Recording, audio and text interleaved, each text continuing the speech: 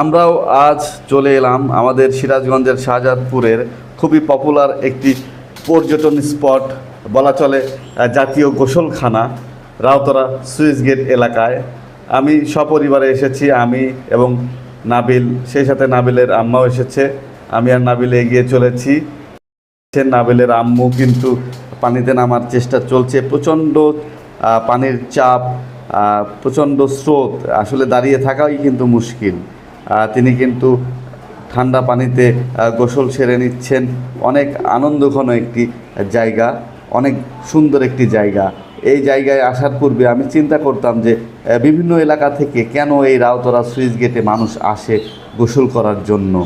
আমি কোনোদিনও এখানে গোসল করি নাই, কিন্তু আজকে পরিবারের চাপে এখানে এসে আমিও অনুভব করছি যে আসলেই মানুষ এখানে গোসল করে একটি তৃপ্তি এবং প্রশান্তি অনুভব করে। নাবিল তো ঠান্ডা পানিতে গোসলে মত্ত হয়ে উঠেছে। আমরা পেছনে দেখতে পাচ্ছি সেখানে মাছ শিকার করছে জাল দিয়ে। এই সুইচ গেটের গেটে যে পানির স্রোত রয়েছে সেখানে জাল ফেলে জেলেরা মাছ শিকার করছে, বেশ মাছও উঠছে সেখানে। অনেক সুন্দর একটি জায়গা, এজন্যই তো মানুষ বিভিন্ন জেলা থেকে, বিভিন্ন এলাকা থেকে এখানে আসে। আর এই গেটের পাশে যে পানির তীব্র চাপ, এখানে দাঁড়িয়ে থাকা বা বসে থাকার আনন্দ আছে। আমার নাবিল তো সেই আনন্দ উপভোগ করছে, আর আমি দাঁড়িয়ে থেকে ভিডিও করছি। তারপরে এক পর্যায়ে আমি নিজেও কিন্তু এই পানিতে নেমে পড়েছিলাম, নিজের গাটা ভিজিয়ে নিয়েছি এই স্নিগ্ধ শীতল পানিতে।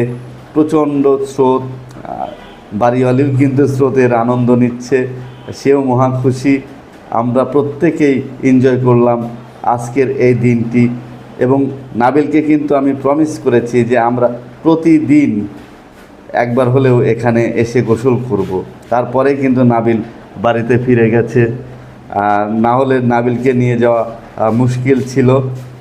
তো আমিও কিন্তু সেই স্রোতে গা ভাসিয়ে দিয়েছি। এখানে শুয়ে থাকাও কঠিন, ভাসিয়ে নিয়ে যায়, আর বসে থাকা আরও কঠিন। আমাকে কয়েকবার পানির চাপ এসে ধাক্কা দিয়ে সামনের দিকে ফেলে দিয়েছে।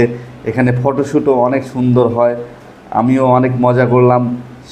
ছেলেবেলায় ফিরে গিয়েছিলাম, শৈশবে ফিরে গিয়েছিলাম, অনেক আনন্দ পেয়েছি। আমারও ইচ্ছা হয়েছে যে প্রতি সপ্তাহে অন্তত একবার এখানে এসে গোসল করব আমার নাবিলকে নিয়ে। আপনারাও আসতে পারেন, যে কেউ এখানে অনেক ভালো লাগবে পরিবার পরিজন নিয়ে। অনেক সুন্দর টুরিস্ট স্পট, অনেক সুন্দর পর্যটন কেন্দ্র।